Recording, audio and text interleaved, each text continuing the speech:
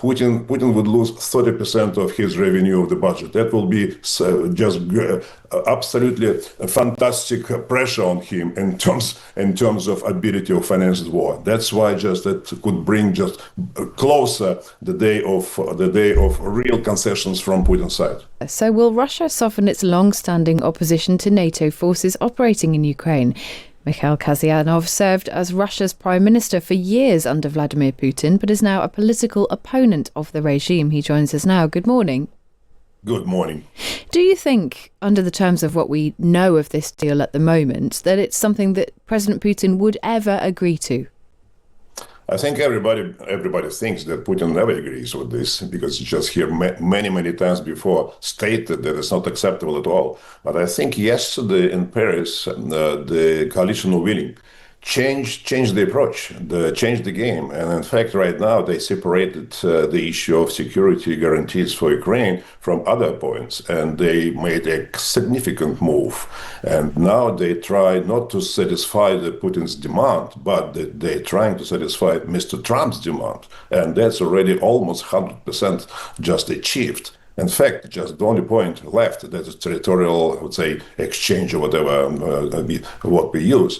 But I think that's now, yesterday, they reconsidered or they just reconfirmed the transatlantic unity, because just the Trump's envoy and special envoy just they confirmed all the agreement they achieved yesterday with the backstops of U.S. That is absolutely a great move. And troops and boots on the ground, that is important thing. Right now, just Putin has nothing to say. He doesn't know what to do now, how to react. To reject everything, it means to reject Trump's approach and his, I would say, the goodwill, good attitude to Putin. That is important point right now. I mean, there are other things going on right now, including this shadow fleet of vessels out of Venezuela, which may cause some tension between Russia and America. And I want to come to that in a moment. But it sounds like you are saying that the most significant element of this is that US guarantee.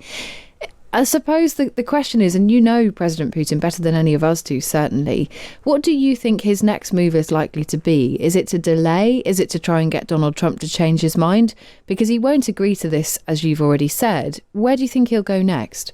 Yeah, he will continue. I think he will continue the same, what he did before, just trying to drag time and try to negotiate again with President Trump, just, I would say, carrots, economic projects in Russia, in the Russian Arctic, etc., trying to somehow to attract Trump's attention, to have historical lecture that how important for Russia this part of Ukraine and all the things, and enlargement of NATO, etc. I think he continues the same way. He has nothing to offer yet. He continues of attrition, believing he could win this war. But yesterday the consolidation just demonstrated that Ukraine would continue to enjoy just full support of European countries with the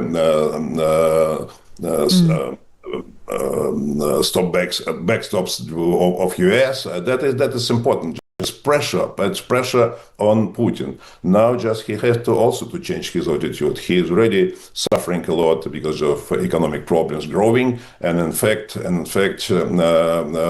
even Venezuela events could have an influence on him, because he's losing his image as a, I would say, alternative or some kind of neutralization to U.S. policies in Latin America. And not only there, but recall a year ago event in Syria. He promised to support Assad, but instead he abandoned him. Just take him evacuated to Moscow. Or just remember U.S. strikes on Iranian nuclear factories. Despite of the agreement between Putin's Russia and Iran, Putin didn't support Iran. I'm really interested in something that you've just said there, which is that the economic situation for Russia is becoming difficult. And that, I think, is the key insofar as the UK and France and other allies see this, that economic sanctions, perhaps more economic sanctions from America against Russia, may be the key to breaking this thing. How problematic is the Venezuela element of this? Because We know that there is a Venezuelan tanker on the way to Russia at the moment. Russia is said to be sending a submarine to protect that tanker from the Americans who are trying to take it over. How difficult is the economic situation, and does what's happened in Venezuela actually make it even worse for Putin? Yes, exactly. Okay, there are 2 points here. One of them just if US and Venezuela government agree to increase production of oil, and the U.S. government and others will buy this oil, and they will not influence just on the market negatively, but vice versa would increase the volume offered to the market. It means just oil prices could reduce further on. Right now, there's already Brent is $60 per barrel. It was 70 a few days ago. That was 65. Now it's 60. But for Russian oil, Urals, this calculation just discount from the Brent is now just not $5, not $10 per barrel, but 25. It means Russian oil now costs less than $40 per barrel. But Putin's budget calculated on the expectation $70 per barrel. That's already suffering a lot. That's if Venezuela offers more oil, the oil prices fall down, continue falling down. Secondly, if US will join together with European countries to control those sanctions, I mean just shadow fleet, what Americans are doing right now, that will be another big pressure. In this case, Putin would lose 30% of his revenue of the budget. That will be just absolutely fantastic pressure on him in terms of ability of finance the war. That's why just that could bring just closer the day of real concessions from Putin's side. Just finally, while we have you with us, in November, Russia put you on a list of terrorists and extremists. Is that something that you wear as a badge of honor, or do you genuinely fear for your life? That was always a problem when I was in Russia, because just attacked several times from FSB's agents, etc. When I'm outside in exile, just that's also, of course, such a feeling. You cannot forget about all these problems and pressure. That's what all of us and me in particular, just of course, we live, but with the expectation that it's for better life. If you cannot secure yourself, just if they decide to liquidate, they will do this. Just it happened in many other countries.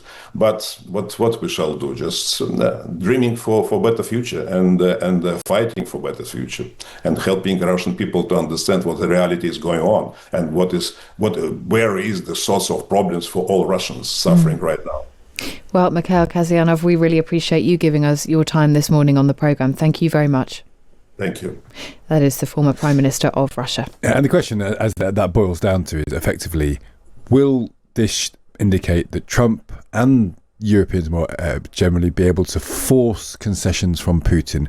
Because economically, if you squeeze Putin, if you can, maybe the oil market isn't worth it for him anymore, if you can affect his ability to fund the war, at some point he'll have to make a concession, and he's not made a concession at any point in the last 4 years.